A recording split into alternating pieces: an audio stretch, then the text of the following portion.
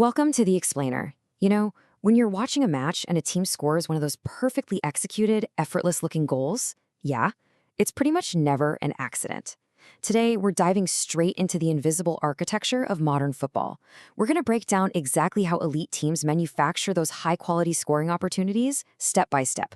So let's start with a specific tactical blueprint. Think about this sequence. The attack began with an overload on the left flank. The wingers stayed wide, drawing the fullback away, while the left back made an overlapping run.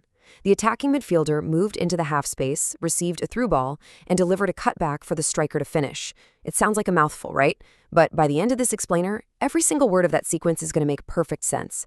We're going to see exactly how the great teams orchestrate these exact moments to completely dismantle a defense. All right, the whole thing kicks off with an overload. And an overload is exactly what it sounds like. It's when a team intentionally brings more players into a specific area of the pitch than the opponent has defenders there. They're just gaining a pure numerical advantage. Think about it. If you've got 3 attackers swarming 2 defenders out on the left flank, you're immediately dictating the play. This is a foundational tactic. Teams like Manchester City and Arsenal, they use this constantly to tip the scales and literally force the opposing defensive block to shift completely out of position. Now, that initial overload, it leads directly to our next weapon, which is isolation.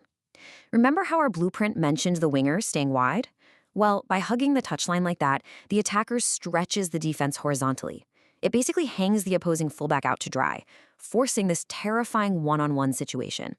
Elite wingers absolutely feast in isolation. Suddenly, the defense is fragmented, and that's exactly when those fatal gaps start opening up. So once you've got that winger isolated out wide with the ball, they're going to need some support, right? This usually takes 2 forms. You've got the overlap, that's a full sprint around the outside of the ball carrier heading straight for the corner flag, or you've got the underlap, where the supporting player actually cuts inside, darting closer to the center of the pitch.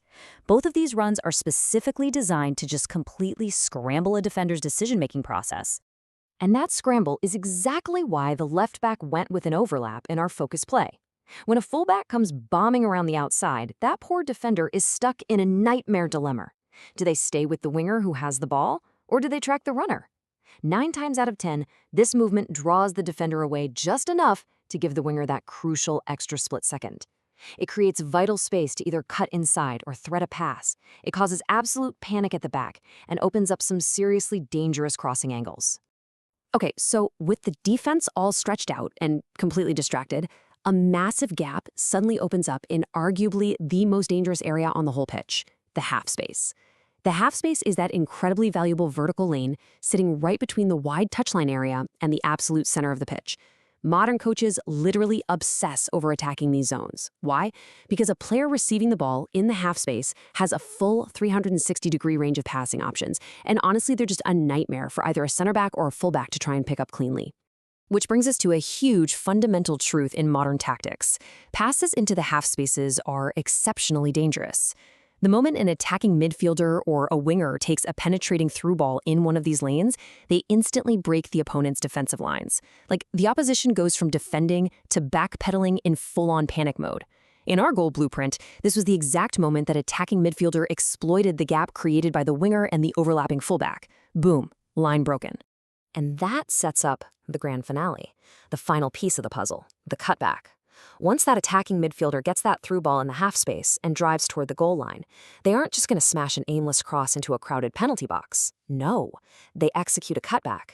This is a pass pulled backward from the goal line, traveling away from the retreating defenders and the keeper, setting up perfectly for an onrushing teammate to just smash it home. Honestly, a cutback is basically the ultimate cheat code for creating high-quality chances. Think about the physics of it. Defenders are sprinting at top speed back toward their own goal to protect it, and the cutback goes brutally against their momentum. They can't stop and turn in time. It ranks right up there with penetrating through balls and quick third-man combinations as an elite chance creator. Because let's be real, not all shots are created equal, and finishing a well-placed cutback, it's practically an unmissable chance. So, let's loop back to our initial sequence. We can now map out exactly how this perfectly choreographed dance dismantles a defense. Step 1, you create the numerical overload on the left flank. Step 2, the winger stays wide to isolate that fullback. Step 3, the left back makes that overlapping run, drawing the defender away. Step 4, the midfielder attacks that newly opened half space to receive the through ball. And step 5, they deliver the cutback for the finish. It's like a domino effect. One movement directly triggers the next until the ball is in the back of the net. And look, understanding this stuff doesn't just change how you watch the game, it changes how you speak about the game. By mastering this specific football English, terms like overload, overlap, half space, cutback, you can articulate exactly what's happening. You upgrade from just saying, oh, he passed it and they scored, to offering real, professional-level analysis. You'll be saying things like, the attacking midfielder found the half space and played an excellent through ball. It just elevates the whole experience. Now, it is your turn to step into the scout's chair. Learning all this theory is great, but spotting it live in the wild, that's where the fun really begins. So let's give you a little tactical analyst homework. Don't worry, it's the fun kind. Here's your mission for the next match you watch. Just lock in for, say, 20 to 30 minutes. Keep a notebook handy if you want. Your goals are to spot 2 separate overloads. Then, see if you can find 2 overlaps and at least 1 underlap. Try to identify 3 distinct half-space attacks. And for the ultimate test, record a quick voice note explaining just 1 attacking move you saw, using all your new vocabulary exactly like we did today. To give you a head start, try asking yourself these precise questions while the game is flowing. Which fullback overlapped the winger on that play? Or, wait, which defender was just isolated there? Actively interrogating the action like this actually trains your eyes to look away from the ball, which is a huge scout secret, and lets you spot exactly where the attacking team is strategically pulling the strings and stretching that defensive line. And finally, keep track of this one. Which player attacked the half space most often, and how exactly did they create their best chance? As you analyze the beautiful game moving forward, equipped with this entirely new tactical lens, you really have to ask yourself, will you ever be able to watch a simple goal the same way again? Or will you now always see that brilliant and visible architecture working behind the scenes?